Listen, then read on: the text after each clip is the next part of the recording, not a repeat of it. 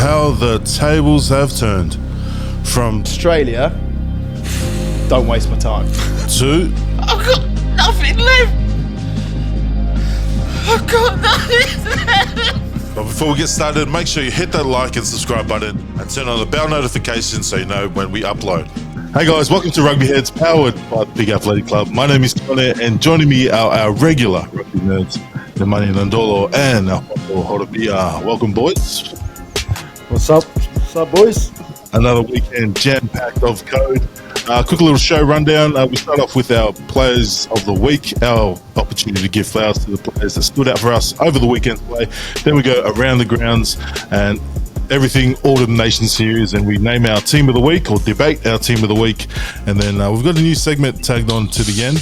It's called Yesterday's Hero, as we show love to the players from yesteryear. Now, let's start things with our top performer of the week. Nems, who was your top performer of the week? Look, I think he's missed out on our pod pack team for a few weeks now, and obviously he's been watching our show because he's really wanted to make this team. I'm sure he's going to be there, but I have to give it to Tom Wright. He's 3 tries, like he's just been consistently playing well. I thought last week he got exposed a little bit in some areas of defense, but he's just his game. Well, I'm sure we'll cover it in the debrief. But yeah, 3 tries, played well, played consistently. It's just every time I touched the ball, you just knew something was going to happen. And mine's Tom Wright. Yeah, nice, good shout. And Alphonse, who's your standout? Mine's South African, Cheslin Colby. Oh my gosh! Every time he gets that ball, space opens up, doesn't it? So, man, he was awesome for the box. The crossfield kick, I thought he was going to just go step and go, and he just took a step backwards and went, bye-bye, see you later, and then obviously scored. But yeah, we'll touch on him a bit more too later on in the show. But yeah, Cheslin Colby, what a player, mate, unreal. My one was the French Cheslin Colby, Louis Bielbieri, mate. He was fast, smoking, and mate, just one of his, I think one of his best games against top flight competition. So yeah, shout out to the Frenchies getting it done against our foes there, the Kiwis. But what a game! We'll get into it later, but we'll start off with the game of the round: Wallabies versus Wales. Nems, your thoughts on the game, and who stood out for you? Yeah, just going back, like I said, Tom Wright played very well. I thought, a few times there, him and Len Ikitau, they really helped out Noah at first receiver. Every time, their passage of play, you could see that they'd come in and help him out, which I think probably haven't done much in the past, but just to have that extra pair of hands in the phase play, I thought really, really helped Noah's game as well, took pressure off him. And, when you get into those guys' hands, you know what they can do. Look, you got to feel for the Welsh back line. Their forwards were non-existent. Yeah. There were a few patches there where they did score in the first half, but look, we all know in rugby, you can't play as a back line if your forwards aren't taking you forward. You might as well just tackle all day, and that's what they did. Yeah. They didn't get any go forward. Whereas on the opposite side, you've seen the Wallabies forward going forward and in those hit-ups, which then opened the game up for the Wallabies. I dare say the Wallabies forwards probably weren't tested. I just think if you're scoring 3 tries, and this is reality, if you're scoring 3 tries in a test match as a forward in a maul, that just goes to show, where your forward pack is, and it's not international level. I just don't think the Welsh were... they just went international standard, and fair play to the Wallabies. You take your opportunities, and Fez like 3 tries. Yeah. Good on him, and not taking away that the Wallabies in their forward pack, they showed up. And I just thought, the Welsh were just nowhere to be seen in terms of their forward pack. The one thing that probably disappointing a little bit was that red card. I think. But we all know he's not a dirty player. Did you think it warranted a red card?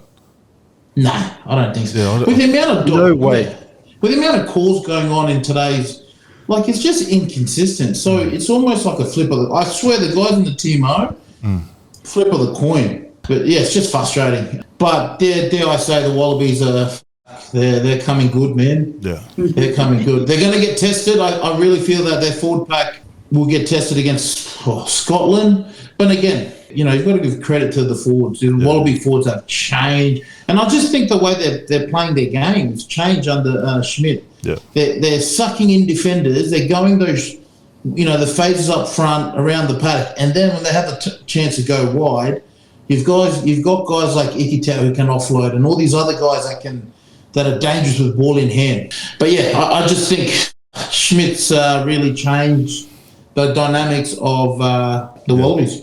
I can't agree with Nims, but I don't feel sorry for the Welsh. They stink. They stink. Oh my God. They stink. But I would say one thing. I wouldn't put the whole blame on Gatlin. Nah. I think this was a problem before Gatlin retook the team again. That's the reason why the last one got sacked. Yeah. So, but look, you know, you look at the Wallabies, man, they got their game plan down pat. You're right, Nims. Guys are in motion. Guys know where they're going. Guys are, you know, all on the same page. Forwards running with purpose, getting over gain line. They were such quick ball they got on the weekend because their forwards were just dominating through contact. You know, even guys like Sirioru, he hasn't played in ages. He didn't miss a beat at all. Guys like him, Skelton coming on, you know, carrying hard. Angus Bell, geez, what form is he in? He's one of the best props going around in the world, I reckon, at the moment. And obviously, you're right. The backs can play off that quick ball. Guys can, obviously, there's different pitches in attack. Guys playing short, guys playing out wide. You know, it's so good to see Aussie rugby at the moment playing with not just a bit of structure, but also backing themselves and enjoying themselves. It looks like they're enjoying themselves big time, you know. So, but that wasn't a red card. You know, the TMO. You know, I thought Summer was playing a great game up until obviously he got sent off. Yeah. Sometimes I think, what's the point in having the ref on the field if the TMO is just going to come in every time and just come back on stuff? Yeah. The other thing too, I thought there was mitigation there. Anyone, it should, you know, a little of the law, okay, contact, but there's mitigation there, obviously, when he's going in. But, you know, that's why we got the 20-minute red cards, because calls like that are obviously game changers. Imagine if he played the whole game off the field. But, you know, Wales, don't feel sorry for them at all. They stink. Yeah. Well, it didn't really do much for the Wallabies because they scored 3 tries when during that 20-minute period, and like credit to the boys that they changed their game plan. But yeah, mate. Where to for the Wales now? Where to, like, even the after-match interview for Gatlin, he's already out. He's already clicked out. He's like, oh, I've got to talk to my wife, see what we're going to do. I'm like, oh, whoa. No one even asked, mate. He's already booking flights home. Hands on heads. What can he do? Because like even the Welsh pundits, like some of their former players, were saying like, there's no like saying, oh, he picked the wrong players. And like, this is the best we got. This is the best we've got. I do think the Welsh need to drop that 25 cap rule. They've got a rule there that if I think it's 25 or 35 tests, you can play outside of Wales. They've just got to let them all go. Like, yeah, you know, it's like Fon said, it's not just Gatlin, it's the union, the Welsh union. It's the union. You know, a lot of people saying get this, get that, but mate, you've just got to look at their backyard in terms of their local clubs and stuff. Obviously, like Newport, underperforming. Yeah. You know, you've got Swansea, Kennethley and all that. The Ospreys and the Dragons. Yeah, so it's you know, maybe Cardiff is probably I dare say the only competitive team, but even that, you know, and it's, you know, like I said, everything starts at the top, and it's not just Gatlin. And yeah, it was funny when you spoke about Gatlin laughing. I just think he's just like, fuck, well, mate, you got me, Johnny, you got me. You got me, mate. Just as long as you play out the rest of my contract, mate. Yeah. And to think they got South Africa this week. Oh, do they? Yes, they do. Holy. It's funny because this was the Wallabies. This was us. sort of last year ago. right? Yeah, yeah. A year ago. Yeah, speaking of that, yeah. mate, it was just over 12 months ago. I was in Lyon when they played Wales and we got knocked out of the pool stages. It's full circle for the Wallabies, and it's pretty much still half of the players is probably part of Eddie Jones' squad, and then half of the players now were outside for the squad, like Tom Wright, he didn't make the World Cup. Lenny Guitar didn't make the World Cup squad. What are your thoughts on, do you put it down to Eddie's drastic changes last year to how poorly we went in the Rugby World Cup, or were we always going to be doom and gloom last year? No, yeah. Well, for starters, when you bring a coach in, 6 months out from a World Cup, Yeah. you're kidding yourself. You're not going to win anything. I speak from experience. Fiji's done that in the past, but I don't only think it's Eddie as well. I also would dare say, like I did about Warren Gatland, the people that were in charge. Yeah. Let's not forget, it was a bit of a bloody, circus when one in particular was at the helm, and since I think Phil Waugh's come in, it's sort of changed that a little bit. Still a lot more to go, but yeah, I don't think that the environment, plays a big part. But sometimes, mate, Tom Wright wasn't involved, Iggy Tower wasn't involved. Sometimes it comes down to the players as well. Like, I'm not saying it's solely on the coach, but he does play a big part, Eddie. Him, and not only that, but the people that were running the cutter. That's for me is the biggest one. The union was in a shit place. I think they're in a good place now. Yeah.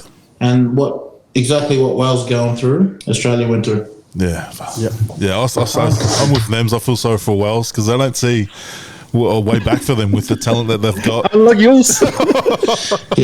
No, you're right. When Australia's bad, the rest of the world's like, oh, we need Australia to do good. When Wales and England are bad, everyone's like, I like you. Fair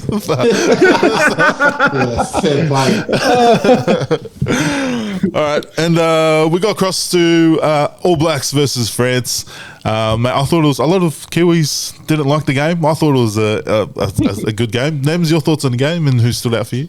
Yeah, let's face it. Some of the Kiwis are just sore losers. I think when they lose a game, and you got to say call a spade for a spade. Yeah. I agree. You know what I mean? Like when you guys lose, it's like end of the world. When Australia loses, Fiji's like there's another day. We got rugby league, but I just think you know what I mean. Like guys just need to calm down. It's a rugby game for starters. Yeah. I actually, to be fair, to see it was more so the comments and the commentators. Oh my god, the commentators were just having a go at anything that was against the All Blacks, and like I was about to put a tweet out going, hey, come on, you got to be neutral, mate. You're lucky they don't speak French, but no, like the game was. I thought Ramos played really well at 10 to cover 10. We all know he's a fullback. Look, I don't want to touch on Dupont. I think everyone knows he just kills it. He does. Him playing there it makes a big difference. And I think when the replacement halfback came on, I think he went to fullback or something. Or was he was still there. 10. He was still on. Yeah, he was the replacement 10. But for me, one guy was Buros, the fullback from UBB. Yeah. Young, I thought under the high ball, he was good. He took his opportunities. He just looked strong in contact. Yeah. Under the high ball, again, what a fullback should be doing. My foul. Did I say it right? Mouthful. My foe from Brisbane, I guess, brothers. I thought I love it. See, look, I love when you see big fellas play well, like big bodies, because you get this stigma around, you're too slow to play internationals, or he's not quick enough, and you've heard it all before, and I just feel like someone like him who's so big, let's face it, he probably wouldn't have got a shoe in. He probably wouldn't have got a look in here in Australia. Yeah, he did just purely because of his size. Yeah. Like let's face it. Here it's like you got to fit into a bracket to want to play professionals. It's a joke, but I just thought he played really well. He like against the All Blacks, where ball in play is high, and he just in attack and defence. I was kind of surprised they didn't run the French forwards a lot more.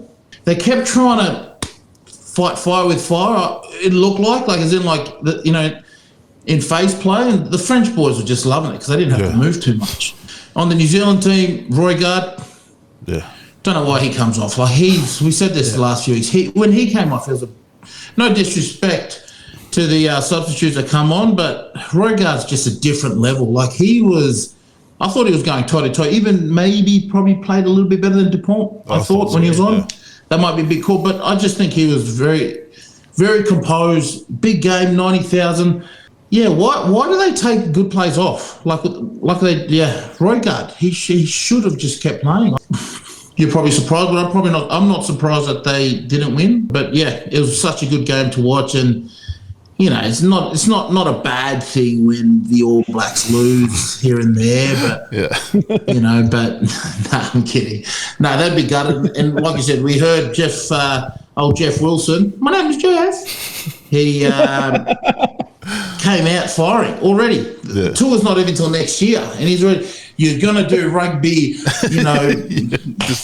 You're gonna make rugby look bad. Please send over your squad to come play next year. Like hey, they just won. Relax, mate. All right. You know they still lose. Let's go again. But they're not gonna go. But yeah, it was a good spectacle. Very good spectacle. I thought that was a good game of rugby, regardless of the score. It was a real close game. I just thought there was a couple of things. One, you touched on Roygaard. I don't think he should have come off. Don't need to make a sub. Don't need to make those subs. He could nearly play the whole game. Yeah. You know what I mean? He was a big one, and I think tuning down the 7 to go for 3. Yes. At the end. Look, in hindsight, you look at it and it's a bit like, you know, it didn't come off, but if it did come off, I think they would assume they would kind of come back down again and kick another 3, but it didn't happen and they ran out of time towards the end there. So, look, other than that, I actually thought the All Blacks played all right. Their set piece was very good. Their scrum was good. They were picking off the lineouts. And normally France, they pride themselves on their scrum. They got big forwards across the paddock. They carry hard. Who's the blindside flanker for them? Geez, he's a good player. I don't know how to pronounce it. What's his last name? Starts with a B. Budent. Yeah, man, he's a player. Yeah. I thought he was one of France's best players on the weekend. Just the way he carries, the way he gets around the paddock, very mobile. That French team is very good. And you're right, Ramos did have a good game because he normally plays fullback for Toulouse and France normally. And he doesn't miss. That guy does not miss a kick. So he punishes you every time. You know, so. Look, I take my hat off to France. You know, I thought the All Blacks played well, but obviously they lost, and that's what it is. That's all it was. So, yeah, mate, what a spectacle! I was going to say skeptical, but like the haka, like having the lights beaming just on both teams and everything else is dark. Like this is like a movie, like a theatre play or something. And mate, it was theatre, especially the TMO and the refs playing up every now and then. But that's part of rugby. I think that's part of rugby. I think the TMO needs to relax and just let the ref call it. If he misses it, he misses it. That's yeah. You touched on the scrum. I thought Tamati Williams. Whoa. Yeah, Tamati Williams, man. Yeah, I felt like Tevita Tatafu, the one that got injured because he got hit by Sami Penny, his knee. I thought him at the start, he was strong at tight head. You could see why the Frenchies made sure he didn't play for Tonga during those qualifying years because once he gets set in the scrum, you can't move him. But then when I thought the big Tony that came from La Rochelle off the bench to replace him was going to eat up Tamati, but no, Tamati was savage lunch and breakfast. Yeah. I thought they should have gone to the scrum a lot more just so Tamati can possibly get him carted off because that's how good Tamati was against him. And but yeah, mate, All Blacks, I feel like they beat themselves there. Like at the end, like you said, the All Blacks of old wouldn't have backed down. Like opposing teams would have, if they're going for the points, opposing team would have been, we're in the head, boys. They don't want it. They're going for the points. And that's what the Frenchies did, mate. So I think it's a learning curve for Barrett as a new captain, and I think he'll be better for it next year when they attack the baby Frenchies when they come and tour New Zealand.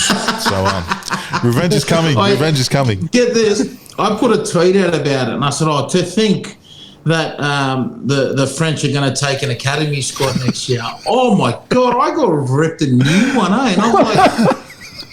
can't, mate. They've been doing it since COVID when they came to the Wallabies. Yeah. Like, They've been doing it for a while. but like in saying that though, you know, anyone who knows the French, they don't care, right? And they're going to be good. Yeah. Like the All Blacks. Okay, the brand, I get it. To the French, top 14 is God, right? Yeah, Everything's top 14. So Domestic. yeah, so the fact that these guys aren't going to bring their top squad down or their premium players, make sure I word it right, just in case I get eaten up again. Yeah, just the fact that they're not bringing the guys at Intermac, DuPont, these guys, like, mate, do you think people are going to still watch the All Blacks? Like, surely they will. No, they still rock up. But, you just got to play who's in front of you. If they send a team down here, so be it. Just got to play. But even if they send a developing team, do you think, like, they won't care? Like, I mean, let's face it, as rugby punters and rugby fans, I don't think I'll be tuning in at 5:30 on a Saturday night to watch that. Do you get what I mean? Like, obviously you're your team, but you know what I mean? I know what you're saying. I know. I hear you. Yeah. Mate, surely there'll be some Kiwis that'll be the same. The Frenchies will win it. Yeah. Watch. Jelly Bear's going to finally get his game time. Because They'll tell Jelly Bear. yeah. Hey, Tony, what about that other French guy? He refused to play because he wasn't starting. That's Jelly Bear. That's the one I'm Is talking that about. Yeah. Oh, my God. So Galtier is going to tell Jelly Bear, you got 3 tests, all yours, my friend. Yeah, but the coach was like passive about it. Like, that happens. Like, It's so French, isn't it? yeah, like he's definitely going to be back. He's definitely. You do it for a team here, the coach is never going to pick you ever again. Where they're good in French. You'll be back, mate.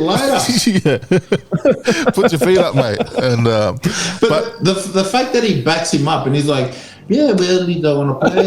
He's frustrated. I don't blame him. It's up to him. I was like. Yeah.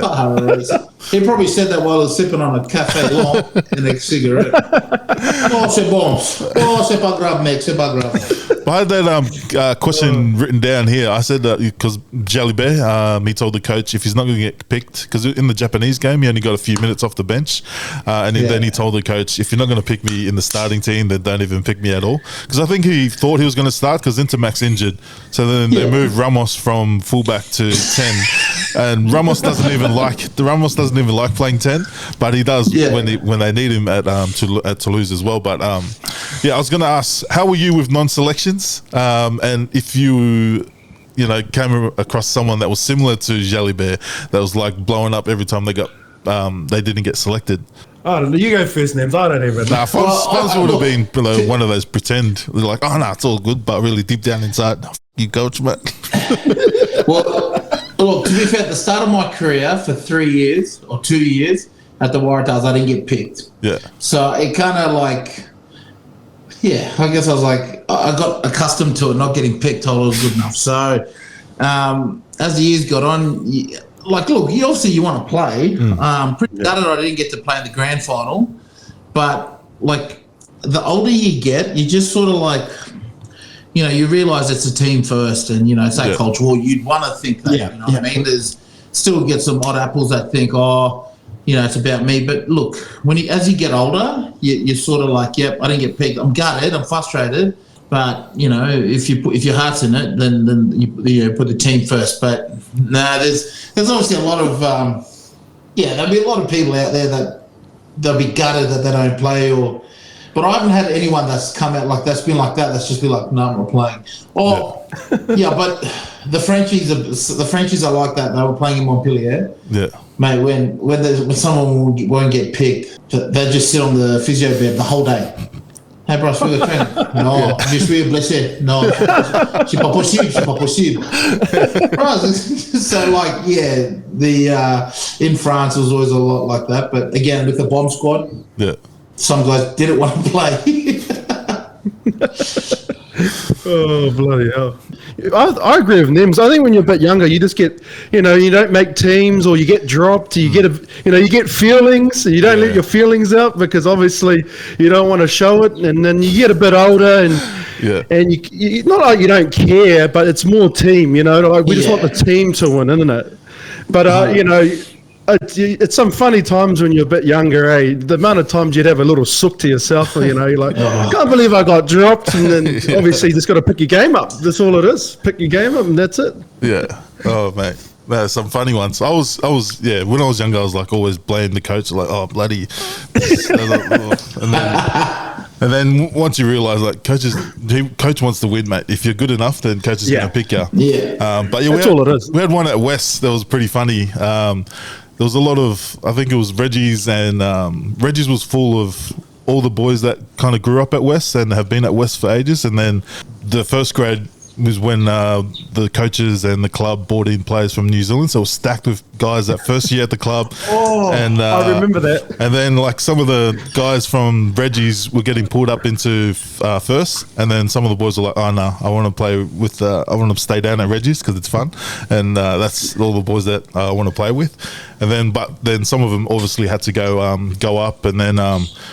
We were playing at Jeeps, away at Jeeps, and one of the boys was playing, like that guy that was playing that got pulled up from Reggie's. He was killing it, and at halftime he just got hooked at halftime, and the coach and the assistant coach, assistant coach kind of blew up at him at halftime with the speech saying, "If you're going to be lazy, just because he was a flanker, if you're going to be lazy, just hanging around on the wing, then don't bother. And then old mate just took his jersey off, sitting there, and didn't go on in the second half. And then we just lost, and then they named Jeeps and named their man of the match. So they got to pick a player from our team, and he picked old mate that didn't go on after half time. So he played that well in the first half that he got man of the match, and he walked back with his bottle of wine, just looking at the assistant coach. Cheers, mate. So you get them bit of drama, but you get them in rugby. But mate, it's funny how the Frenchies work. And a few European nations are similar like that, like the way that they get around is a lot different to some of us. But that was the All Blacks and France, and now Springboks versus England. England go 0-3 to start the Autumn Nation Series. Names, your thoughts on the game, and who stood out? Yeah, again, Fonzie said this guy at the start, Cheslin Colby, 2 tries. Every time he gets a ball in hand, he's just dangerous. There was one of them, he made a break. I think he'd literally just, in phase play, out of nothing, he's just put on the left foot step, boom, made the gap, made the break. Anyway, he's just electrified. Like, I played against him, man. Yeah, I remember looking up your photos. Not us. There's one photo. Not us. Looks like you're taking his head off. Mate, not us. I haven't finished my story, but I think that was the last time I played at Toulouse, and I just remembered we kicked, I think our young 6 or 7. I blame him because anyway. And I've just seen Cheslin catch the ball, and already I've lost. I've already lost, right? We'll go back to the test match. I already lost. As soon as I saw him, I was already like in my head going, okay. When you overthink it, yeah, mate. Tell you what, mate, there was some quicksand on that start Toulouse Stadium, but mate, he's literally hard to tackle. Honestly, Cheslin Colby. Don't care, everyone's like, cool, go low on him. He's like, mate, how about I go low on your chin? And but yeah, he's a freak of a player. Like the fact that he's just still evolving. Look, for me, big fan of LeBoc. I like Money LeBoc, the 10, but just feel Pollard, like, I don't know if Razzie's just sort of like, bring him in and out, but I just feel Pollard's a man at 10 there for them. Another one, Marcus Smith, like him, he's pulling the string. Every time he gets the ball, like that try he set up, like out of nothing, it's meant to be a drop kick, and he's gone. And that's what you want in these games, like the England attack just had nothing. And it just looked like the Springboks defense line just wasn't getting penetrated. Like it was just sea of green. And I just think Springboks right now is probably in their like golden era of dominance. And you can't change my mind. You get what I mean? Like I just think not the All Blacks, not Ireland. Right now the Springboks are like the All Blacks of 2011 to 2015. That's what the Springboks are now. And dare I say, come next World Cup, who's not to say they can win it again because of what they're doing? So, like, a lot of the depth that they have. Yeah, I think we all knew from the start Springboks were going to win. It was good to see Jack Van Porfik, the 9 for England, Leicester boy, get a crack. Yeah, just seeing him back in there was good. Freddie Stewart at the back.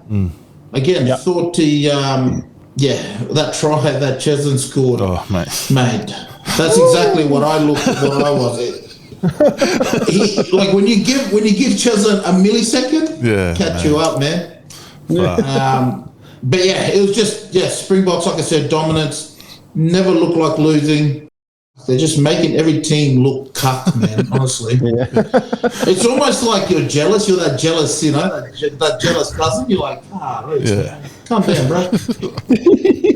You know what I mean? Oh, yeah, obviously Colby. I thought Damien Delindy played well as well at inside centre. I thought he played well. Obviously, their forwards always aim up. Peter Steff, thought he had a great game. Coupled those 2 charge downs by him and Etzebeth there, and they've scored. I quite like that new law change where they can't have guys just standing in the middle of nowhere just to block a box kick. I think that's good. But, I have to agree with Nems. The Springboks at the moment, they don't look like...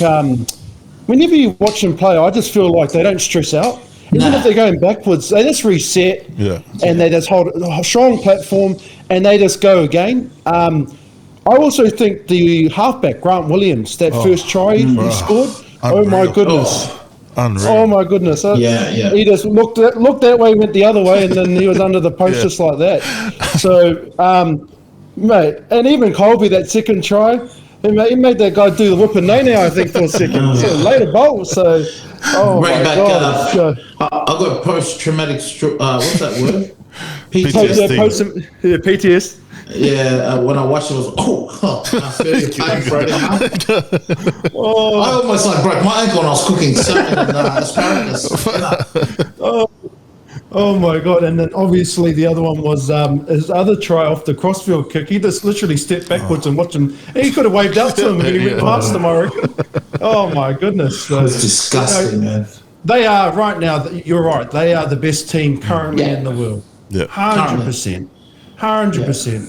100%. So and they're playing Wales this week. So we'll see the team change up again. So. Do you reckon they'll get a Curry Cup sort of 15? Be like, hey, we'll just fly the Curry Cup selection over. Because mate, no offense, it's probably going to be criminal to put if Razzie, knowing Razzie, will probably put his strongest team out with 7 forwards on the bench. If he does that, for me, I think that's unfair, man. Come on. It's the last game of the season. Hands on heads. Yeah, you know what I mean? If that was me, I'd just be like, Nah, they got to learn, mate. It's gonna be... If Tonga got to learn, they got to learn, mate. All Blacks put their strongest team in, mate. Put 100 on them. I generally think this could get to the 80s, the Welsh, the Springboks. I was thinking the same thing, 70s, 80s. Yeah, I'm actually worried for their well-being of the world. No, I am. Bro, I'm serious, man. I've been on the back of team, when we lost by 80, and it's not a good feeling. And I just think Razzie might just rub it in and be like, you know what? All you eights, you're going to start. Well, Oh, wow. I know it's all well, but and the Springboks supporters would just be sitting there. I wonder, I've got a feeling they probably won't even watch it.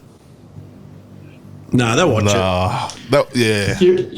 Kill him. Be like, they're playing those eights from Wales, eh? They'll be playing Dutch over there, eh? Honestly, I'm actually worried for Welsh well-being. If Australia put 50 on them, oh my gosh. I don't even know if I want to watch the game. I'm that's worried for them. So, hey, South Africa, please, we get it. You're the champions. We get it. You guys are. We love you, man. But make rugby, fun. If England couldn't even penetrate him like them said, mate, like it tells you, those 2 times he took the ball up and he got bounced. He got bounced twice. He jumps into contact, that guy. Yeah. I He jumped into it. Every time he did it, this motherfucker go backwards.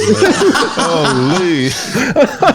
And then you know what? The Ox didn't even get, he didn't get nominated for World Rugby. So he's going to be pissed off. Yeah. So there's 6 penalties already. That's in the forwards. Fuck, give it up. That is disgraceful. He's not nominated for World Player of the Year. The Ox. Mate. Oh my God. You know what they should have done? They should have just went. The organisation of the World Rugby should have just went to the Springboks squad and say, "Hey, listen, we're going to do scissors, paper, rock. We're going to have a World Cup. The winner will just give you World Rugby Player of the Year. It's just up to you." Honestly, because they're all deserving there. Mate, that squad is unreal. Even players that aren't even there, like Mal Herber, out injured. Crazy. Herber, Just crazy. And then the last one, we'll quickly go through the game that was on Friday, Argentina versus Ireland. Nems, you catch the game and your thoughts and who stood out for you? Yeah, again, referees a bit, TMOs coming in, affecting the game.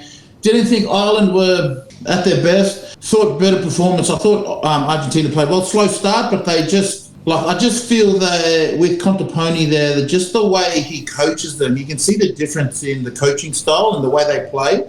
They're so, their details, they're holding the ball, they're playing in the right areas. To see Matias Moroni back in the centres, I think was really good. Really impressed with their 10, Gonzalo. Is that right? I'm saying it right, Gonzalo? Albanos. I thought he played really well, just kept it calm. Oh, Gonzalo's a 9. That's who I'm sorry, about the halfback. Yeah. Sorry about the halfback. I thought he played really well. Yeah, again, unlucky. That try that Matias Moroni scored, and they went back 6 phases, or I know it's not 6 phases, it felt like 6 phases. But just stuff like that. And then Irish, again, I thought Cowley felt a little bit more comfortable there playing at 10. Yeah. Henshaw, Ringrose, that centre combination, we've known in the past how good they can be. They played really well. Bundy Akin having the week off. I just think Argentina, they're just thereabouts, but they're not far off. And Ireland aren't as that dominating Ireland we've seen the last 4 or 5 years. Yeah, you're right. Ireland about 2-3 steps behind what they normally are. Yeah. I actually felt, I thought Argentina were going to come and win at the end there. I'll say one thing of Argentina though. I think this is their best year of rugby I've 100%. seen ever from them. They've taken some big scalps this year, and I actually had them to win also against Ireland this week. That's how well they've been playing. Me too. I lost it. Yeah. So that was the whole multi gone on the first leg. But the halfback for Ireland, what's his name again? Gibson Park. Yeah. He's in some good form still, Yeah. You can see he's trying to make things. His eyes are up, always scanning. But, you take that win for Ireland, regardless. They're not playing well, but they're still winning. Yeah. And that's what matters. I don't know if we have many Irish fans watching this, but I don't know how you feel about all your players playing for one franchise nearly. It's pretty much the whole Leinster team under one franchise. I mean, I didn't think anyone from Ulster were in that starting 15 when I looked at their team list. So I'm not too sure how they do things over there in terms of their academy. The young boy, the 21-year-old, I think Prendergast. Prendergast. Fly half. He was in the Under-20 World Cup last year in South Africa.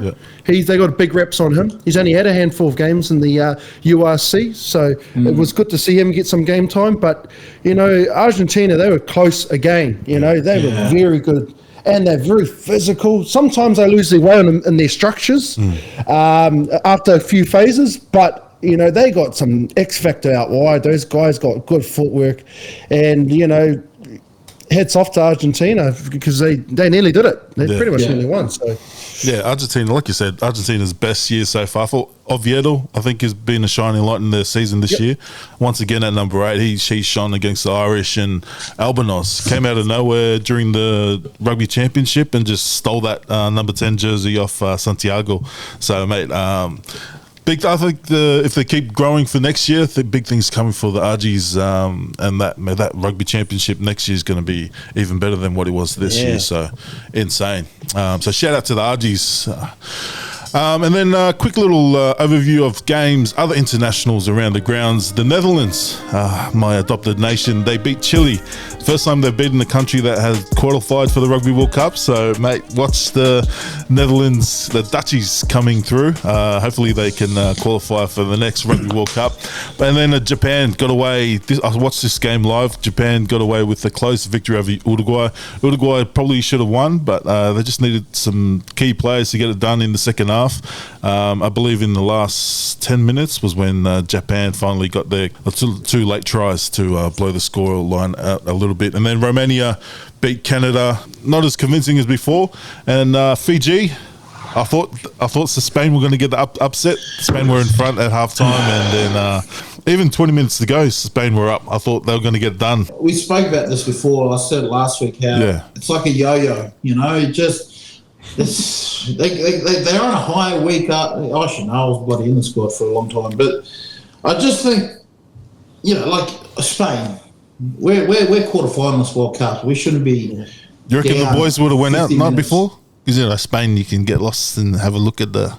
Oh, probably I think the night before, but I think they probably would have, you know, enjoyed a beverage or two on Sunday. Yeah. Then again, it was a short turnaround, but yeah, I think, as we know, it wasn't the full team that played, so you know, I'm sure they'll all be guns blazing against Ireland and trying to throw this kitchen sink at them this week. But yeah, again, I think if we're going to be competitive and consistent and want to play Tier 1 nations every week, we've got to play these Tier 2 nations like how we're playing these Tier 1 nations, you know, and have that. I don't know. I just feel sometimes it's frustrating because we're a good team, and I feel sometimes we think we're just going to win. Which, as you know, it doesn't happen now. Portugal, we've seen that with Portugal and Uruguay. Yes. So yeah, frustrating, but I'm sure they're going to turn things around. They have to. If they're going to, you can't be losing 50 minutes against Ireland and expect to come away with the win. Yeah, Italy and Georgia. Italy just won. Just won in the first one against Georgia. Man. Mate, even some of the Welsh guys are like, maybe we should just get the Georgians to play and then put them as Wales. Keep them in their red jerseys, but just say that they're Wales for the Six Nations next year. Because, mate, I reckon they'll do Wales if they played them like now for a playoff for a spot. It'll be called Gareth Yarashvili. Hey, Nims, did you see the post-match chat from the Georgian coach was crying out to World Rugby because they need more Tier 1 games. Oh, and that's Cockerell. Yes, that's right. The English, he was crying out for more Tier 1 games for Georgia. Good on them. Good on them, 100%. You know, they've been talking about it for years about a promotion relegation, but obviously it's fallen on deaf ears. Yeah, mate. Honestly, to see like Italy, we all know it's closed off, but I just think they need to allow a team like Georgia to get in or make a promotion relegation. Yeah, but see, again, with that problem is. Could be England getting relegated or Wales. You know? It would be. So Wales came last. It comes down to this. Italy beat Wales. So Italy's that team. Like Italy's the ones with the popcorn. You know when they're talking here and there, they say, "We're safe, man," or prosciutto, one of the two. So I don't know. I just feel the Georgians are not too far off. They should have won that game. To be fair, just the way they sliced the defense, it's ridiculous. But good on them. And then one more. USA also won. I don't know who they played on the weekend, though, so we'll just brush over that one. Doggo, same there, man. Talk to that. Oh, mate. Oh, mate. I made the mistake of staying up to watch it, and mate, don't it, mate. I was. You know what, Lloyd, let's face it, and I said this, and I'm sincere. You know how you guys are like that with Wales? You got to feel the same for Tonga. They're trying, man. They're rocking up. Nah, we're doing it to ourselves, mate. Truly. I don't want to turn into. That's how you really feel. Oh, man. I'll be Tongan. Mate, I'm just trying to be nice here, mate. Nah, mate. There's no Mr. Nice Guy anymore, mate. I don't want to go over because I'll get. Where are their players from? Honestly, where do they get them from? Surely they're like Shoot Shield. There's some from ITM, Shoot Shield, or just Clubland in New Zealand as well. I heard a lot of the boys, or I got a few messages. A few of the top line players in France don't want to play for the current coach. I'm surprised you didn't get a call up. Oh, mate. Oh, mate, yeah. Anyways, we'll leave that for the Tongan rugby show to go over. But, yeah. Yeah, you calling for more. Georgia's calling for more tier 1. We're calling for more tier 3. Can we go down, not the 2, that we'll go down. Yeah. Give us Madagascar. And I want you to put this. Imagine Samoa sitting at home drinking their kakao. Bro, and then thinking, and they're moving up, and then Tonga's coming down here, mate, and they're staying at home on the rankings. They're doing these ones, drinking this. This team, come and join us, mate. We'll do wrestling, the sub-in. Oh, boy, Mr. Barles. Samoa is smart. Tonga, listen, mate. Doesn't get any easier. We got Georgia this weekend. Or Tonga has Georgia. Not we. Tonga has Georgia, yeah. Oh, we. See, like, you know how I was saying about I feel really bad, like, for the Welsh when they play the Springboks. I'm actually I've got that same feeling now for Georgia playing Tonga. Oh, mate. Even some of the scrum, Tonga's meant to be good at scrum time. Oh, yeah. USA were dosing Tonga in the scrum, and then a few of the USA boys messaging saying, after that last time we went over and BCF'd them, a few of the Tongans were calling, meet us in the car park. Yep. They definitely check that. I think someone played for West. They're from West. No. I'm free agent anyways. They're from the Ipswich corridor, good no waste, mate. They're the targets from there. Yeah. Anyways, yeah. Oh shit. Anyways, somewhere we won't find any Tongans. Team of the week. So let's pick our team of the week. Starting with Loosehead, I had Tamati Williams. Anyone have anyone different? Yep. No. I had Williams. So lock in Tamati Williams. And then at number 2 had Aussie German, Matty Fezler with his hat trick. Yep, Fezler. Yep. Lock in Fez.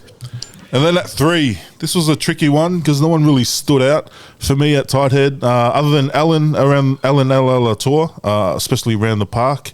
I thought he did well. And then, but I got to give raps to the Welsh number 3 as well, because he was eating up belly a few times in the first half there. So either Archie Griffin or Alan Latour. Who'd you boys have? No, I couldn't think of any. You have anyone? I had Alan Latour, but there wasn't really a tight head that did stand out. No. You're right, there wasn't much, but I thought he played well for the Wallabies on the weekend. He carried hard and obviously did his job. Yeah, sweet. So let's lock in Alan Latour. And at lock, I had 4 names here. Manny Malfo, Tupol Vai, RG Snowman, and Joe McCarthy from Ireland. Oh, fuck. Ooh. Snowman played, Snowman. Special mention, he didn't play much time, but Lukan Salaka Lotto came on, and then Bulks Odell Beckham first one-handed. Friend of the pod. It'd be him and Marfel. No, I agree. I thought Itzebeth played well as well, but he's one of those players that plays well all the time, isn't it? Yeah, and so our spectator, our viewers need to know that. Like these guys are playing consistently well. It'll almost become boring if we keep picking. Yeah, boring. Keep picking the same guys. Yeah. So to our South African viewers, please don't get offended when we don't pick, because, mate, again, it's unfair. We're trying to level out the playing field, right? So we're going RG Snowman and Malfo, was it? Or? Yeah. Okay. Yep. Sorry, but have a week off, mate. You're probably going to have a week off this week anyway. And probably still make team of the week. Okay, Manny Malfo and RG Snowman. And at number 6, I had the Frenchie Paul Boudin. Yep. Lock in Paul Boudin. And then 7, you probably boys had someone else. I had Sam Underhill for England. I thought he was outstanding. Couple of steals, and he scored a try as well. No, come on. You can't lose by 50 and then be in the team of the week. Hey, individual. I thought he played well for England. His first game back. Yeah, fair enough. Not getting any love. Surely there was 7s out there that played well. Not many fetches. Sia? He was. Peter Steff was one. Yeah. Peter Steff. Sure. I thought he was the other one was Flip Vandermeer from Yeah. Island as well. Oh, Yeah, the Van der redhead Merwe, gear. yeah. The redhead gear. Yeah, I thought Okay, redhead yeah, gear. he was good. Yeah, I thought he was solid. All right. Either. I'll leave it to you. All right, we'll sub out Underhill. Sorry, English fans, and we'll put in the South African Irish. Oh, sorry, you said English. Sorry, I thought you meant Welsh. same, man. Vandermeer from Ireland, and then at Underhill did play well though. Sorry, Spencer, he did play really well. yeah, and at 8, But they lost. I had Jasper Visser. I thought he was outstanding once again, or Bobby Valentini because he was at 8 this week.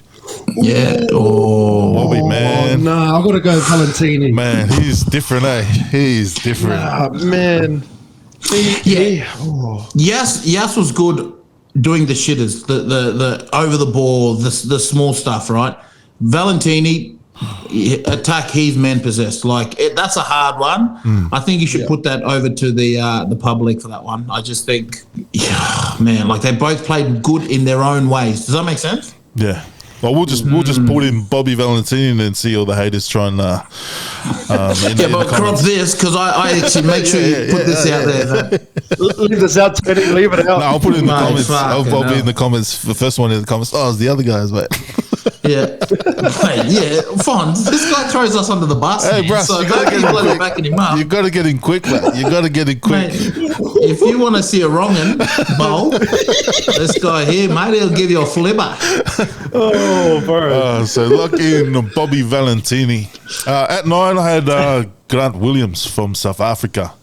I couldn't get past that mate. Yeah. Breaking ankles on the way to score a try. It was good around the park. But there was Nick, a lot of good special nights. mention Nick White. Special mention Roy Guard, I think. Roy Guard was Roy outstanding Guard. as well. But also, who's Gonzalo from yeah. Argentina played well. Yeah, both of them from that game. And Jameson. Yeah. Gibson Park. Gibson Park, good luck trying to pick it. Some good halfbacks over the weekend. Who are we picking? You boys Yeah. are the backs. Who are we picking? You guys can. No. I think you have to go with Williams. Williams? He is fast. And Yeah. he's Yeah, he's electric. good. Yeah. It's electronicos. So lock in Grant Williams. And at 10, I had 3 names: Thomas Ramos, Thomas Albanos, and Noah Lolesio. Who'd you boys Ramos.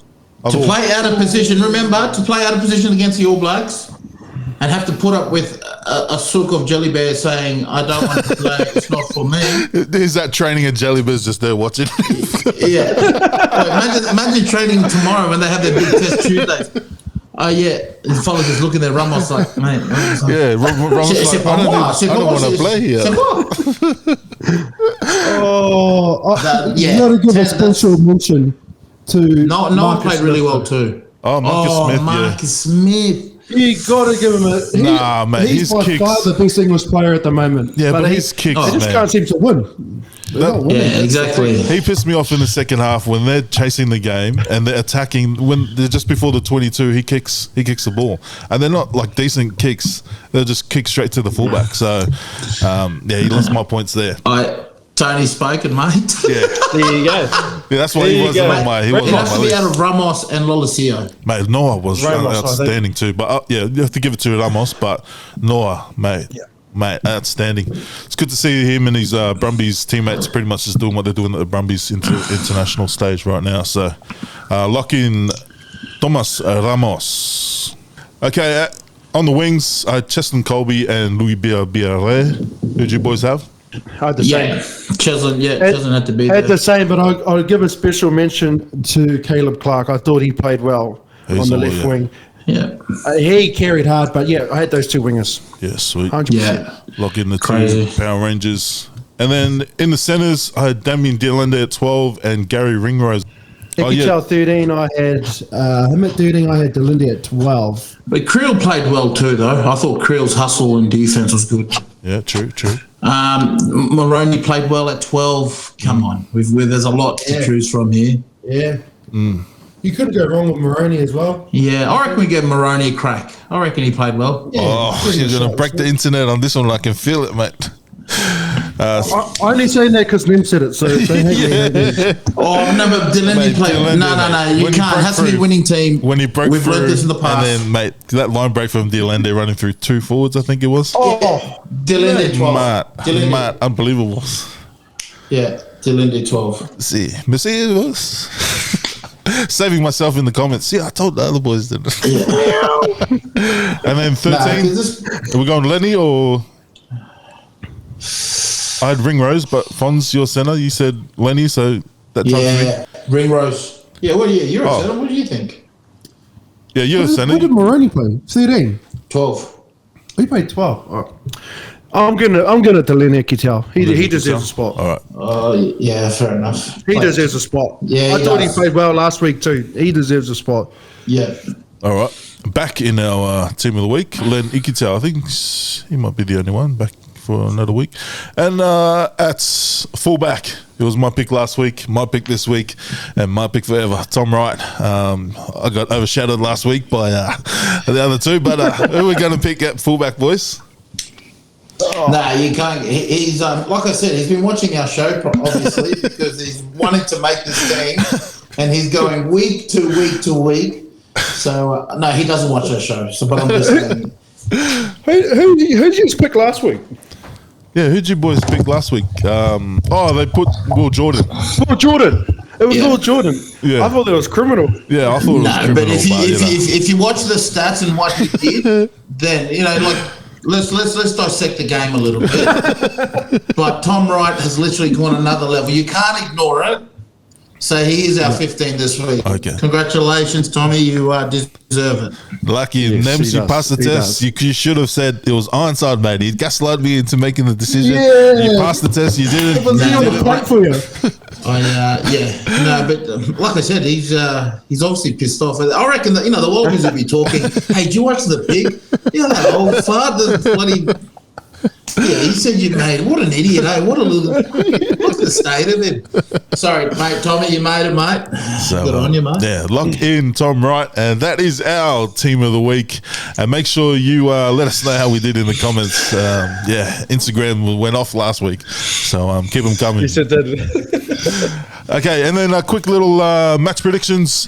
Argentina versus France, the first game on the Friday. Who we're going with?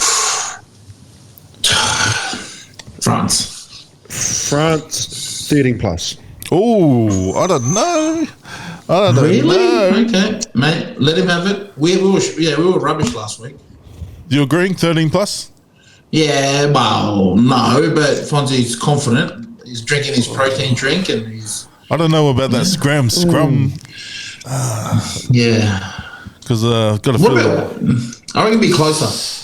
Well, we'll go 1 to 12. You can overrule me on it then. So Yeah, I'll go 1 to 12. Argentina's. Yeah, 1 to 12. Yeah, I feel like Jelly Bear's going to get his chance. The last game. They did some practice before Six Nations, so they put in their B team. Yeah, and the New Zealand tour as well. So he'll have to. So we'll lock in France 1 to 12, and then Ireland versus the Fijian. Last time Fiji played in Ireland, they did good for 60 minutes, and it was pretty close, mate. Can they get that extra 20 minutes at the end? Nem's already said no. No, Ireland 1 to 12. 1 to 12. Okay. Be a close game. Yeah. Fonz? I got. You can say 13 plus. Nem's what? I got Ireland feeling past. The thing with Fiji, like you just said before, Nems, it's when they're disciplined and they turn up, isn't it? It's a bit like when they played against Scotland and got blown out of the water. But you got to remember too, the personnel playing for them, like that was a draw squad. Oh yeah, true. Well, that was too. Yeah. True. So like it. I say punters, we're quick to be like, but dissect the game a little bit. Dissect it. Chop it up a little bit. You might get something in there that might just, So okay, so I'm going. Now you said that. Okay, Ireland 13 plus.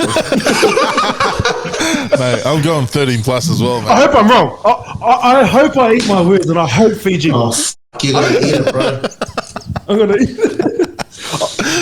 Tosso, Fiji, tosso. No, I don't. When they do it, I don't want to hear any of you cheering. So we'll lock in Ireland 13 plus. Okay, and then Wales versus Springboks. Let's make it tasty. Let's go 50 plus or under 50.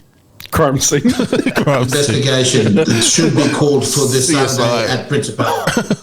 Right, so I reckon I'm thinking 7. They're going to put 70 plus. I mean, they're going to score 70 points. So do the math. I think 50 plus. 50 yeah. plus. Okay, we're going. Never been done before, but I just think it's 50 plus. Man, I feel like that 50 plus and that Island 13 plus is going to come back and haunt us. Nah. I think this is Not this the is the one, Springboks. Not the Springboks. Like they just. like Nem said, like Trump. We're saying what everyone's thinking. Yeah, exactly. You know, so- True.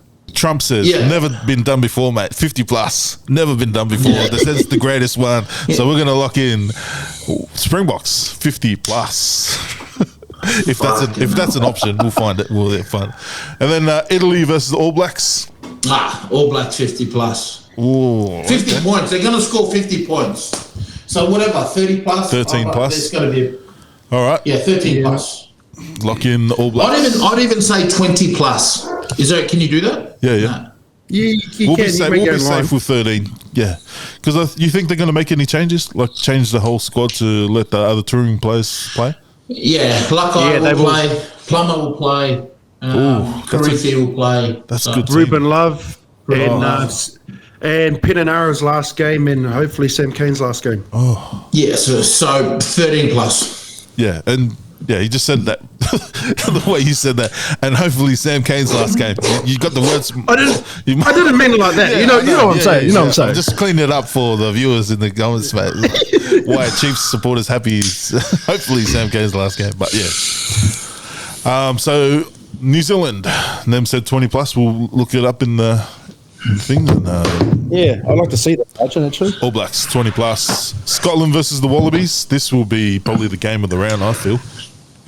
He says the last. Nah, 3 weeks. Scotland's good. I think they're the second best in Europe at the moment, or third best. I'm gonna get some hate here, but dare I say Scotland by by 3. 1 to 12. So you gone Scotland 1 to 12, Fonz?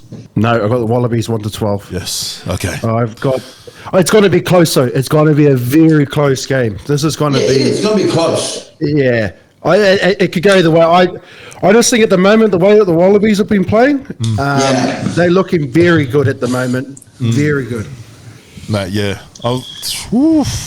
My heart says Wallabies, but my head's going towards Nem's side.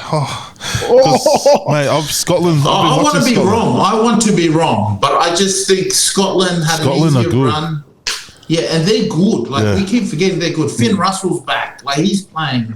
You know, like it's different. Yeah. Like Wales. It's not Wales. It's not Wales. Like the forwards are gonna have their work cut out. You know, and don't get me wrong, they'll do a good job, but we're not going to see here. Well, I think if Timo gets involved and it's heavily reffed, Scotland will win this.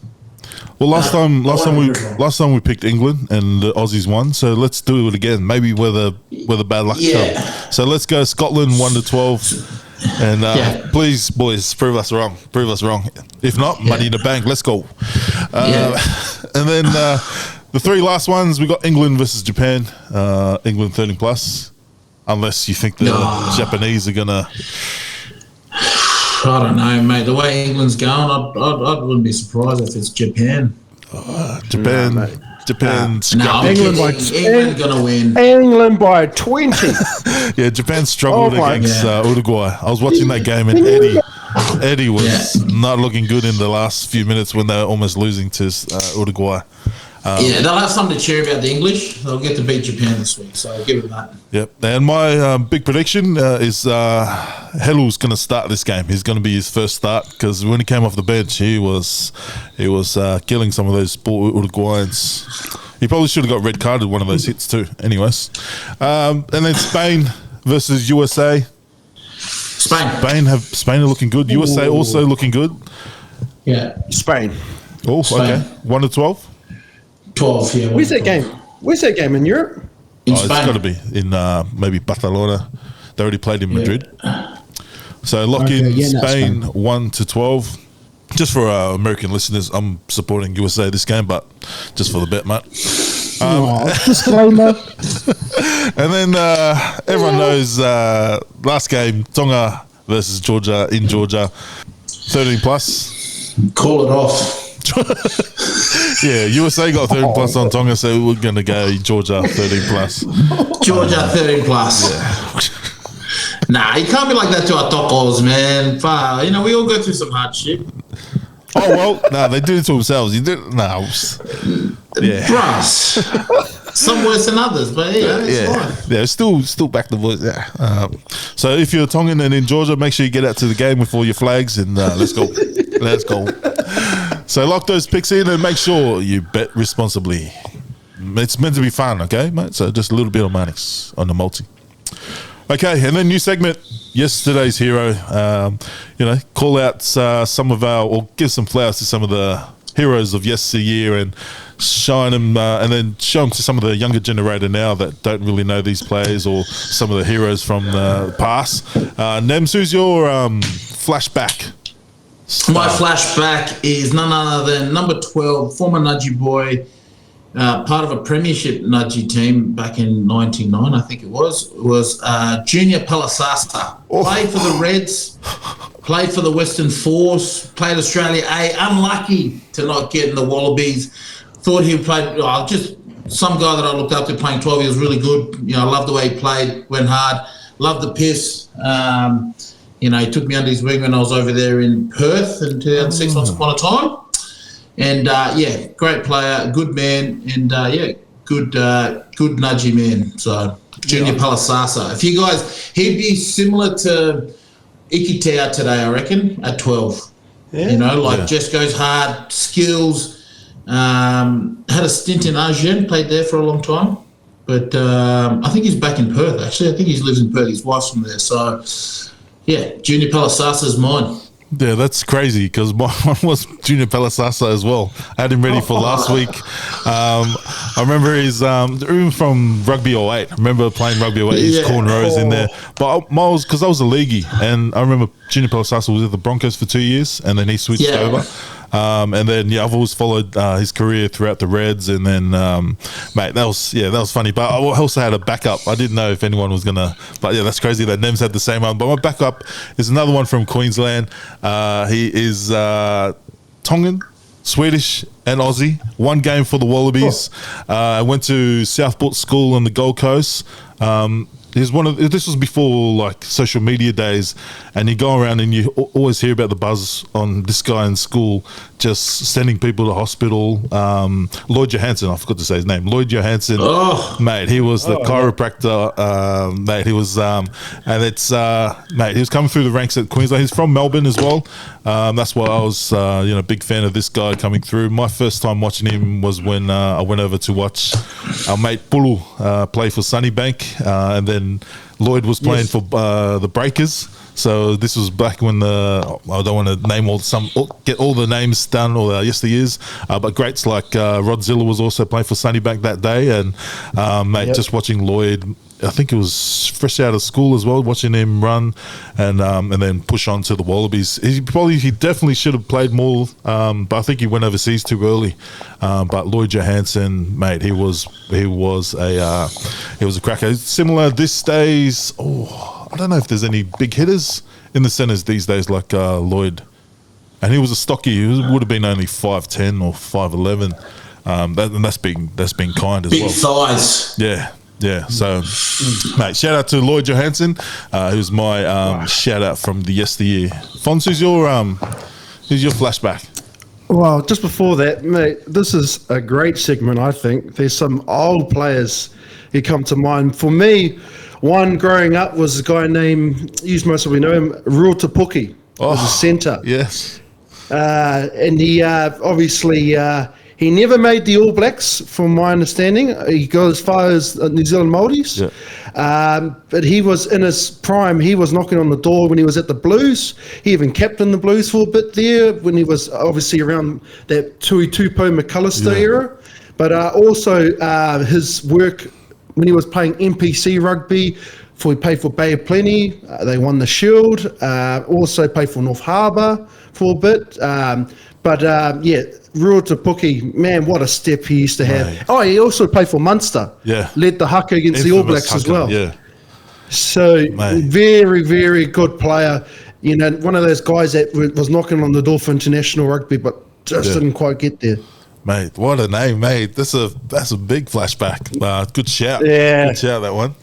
Yeah, that was our heroes from yesterday's segment, yesterday's heroes, and we'll bring it back every week. So let us know who your ones are in the comments, and stay tuned for next week. Quick little viewers questions. Question here from Hez Sautu. Is it time for the TRC and Six Nations to expand their comps? Expand their comps. I thought they were doing that already with this new world like the game. WXV. They're trying to get on board. The problem is where do you fit it all in? I'd like to see Fiji into the Rugby Championship. I'd like to see them, but obviously to make an odd number of 5. Everyone talks about Japan a lot.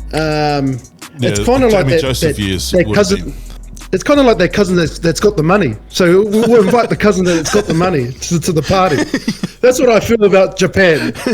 Because without the money, I don't think people will be inviting them to the party. So, look, I can't speak so much on the Six Nations. I don't know too much. I mean, I'd like to see Georgia in there as well. But I just think the big picture is it's where do you fit everything in? You got obviously domestic rugby, internationals and a break, and then you got the NDA tour, you got a Lions tour next year as well. So it's where do you fit it all in? I'd love to see Fiji. Fiji's the one for me. I think they are ready to come into the Rugby Championship. Yeah, I think they need to make their own little comp, like these second tier nations, and then the best ones, if they're doing too well in that, then obviously relegate Wales into that sort of comp. And it's like the PNC, that was wrong time of year. But I'd like to see like nations like Uruguay, Chile. These guys aren't as bad as they used to be. Like they've closed the gap really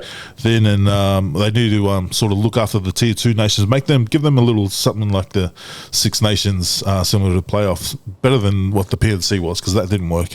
No one really tuned in that much. Hey, Tony, do you remember back in the day, you're going back about 15 years ago maybe, they used to have the Pacific Nations comp, but they used to have Australia A and New Zealand Māori playing in that comp as well. And that was actually a really solid comp back then. But you're right, the Pacific Nations comp isn't in a good time because it's not in the international test window. So those players in Europe aren't coming back and playing for it. So, again, the structure, the whole scheduling of international and domestic rugby needs rejigging. There's hopefully we answer your question there, mate. A little jigging of the international. And then Gerwin 93, if a player gets sent off for a high tackle or a head knock, should the other player go for a HIA? That is a great question. Who was that? Who asked that question? Gerwin. I've always thought of this too. If a guy's getting sent off for head contact, surely he's got to go for an HIA and get assessed. Because, I mean, that's the whole point of it. Obviously, we're trying to stay away from the head concussions and whatnot. If a guy's getting sent off and then he's staying on the field, then, well, what's the point of the card? You know what I mean? Yeah, at first I was like, nah, because not all head contacts are like high force, but then that's the main reason why it is a yellow card, because it's high degree of danger. So you need that makes sense now. That makes sense now. It kind of defeats the purpose of the card if he's staying on the field, because you know what I mean. Of course, there's got to be a repercussion, but that's where the match doctor's got to step in there as well. They should definitely go something similar to soccer. Like if you injured on the ground, then you have to go off until the next play, so you can't stay on for like if you say you're injured and then and they stop the play, then you got to go off for a certain amount of time until the next play. You can't just do it just to stop the clock. So they got to do something like that, just to stop guys from, I think it was the Irish game, old mate went down just so the ref could check. He got sniped. Need to do something. And then last question from Gerwin. Would any of the original Aussie, New Zealand, South Africa, now playing for Ireland, Scotland players, would they make the home nation 23 squad? So guys like Shonetu Pulotu, who's the winger? Van der Merwe? Duhan van der Merwe. Yeah, Duhan van der Merwe. I think Duhan would be around the squad. Don't know if will play many games because you guys got Mpimpi and Colby, on the wings for South Africa. I think, look, it's those guys like Tupelotu. He wasn't getting looked at, wasn't he? Yeah, but he would. He's world class now. I think he would now. Yeah. I think Mac Hanson's another good shout. I reckon. Yeah. He's played well for Ireland over the years. I was a big fan of James Lowe. Chiefs man. Yeah. He was just behind guys like Savia at the time, and sometimes you got to go. Just like you got to go. Gibson Park. Yep. He's the same. He was behind a lot of boys. Was he at the Blues? Jameson Gibson Park. Gibson Park wasn't even starting at the Blues. Yeah. So Gibson Park when he was here. So Bundy O'Kea was behind Sonny Bill at the Chiefs. Him and a guy named Jackson Willison back then. So look, those guys have gone to play for other countries, and the door's wide open to them, isn't it? And they've actually flourished playing for the adopted country. So good on them. Yeah. So most of them would, yes. The one that's there now. So we'll say yes. And there were questions. Make sure you send in your questions once again, or head to our Instagram to send in your questions. And then shout outs. What was your shout out for the week, mate? One big shout out, Dr. Brent Robinson, the new chairman of World Rugby. Finally, we got someone from the Southern Hemisphere that's going to run our game. Yeah. It's the first ever person from the Southern Hemisphere. I know the Southern Hemisphere countries all voted for him, or most of them. So hopefully good things can happen to our game, because I feel like we're just not moving fast enough with a lot of these laws and innovation, not just on the field but off the field as well. I feel like this year, just from an off-field perspective, fan engagement, that's a big one I keep hearing all around the world, is fan engagement, and I hope they move into that direction and move quicker.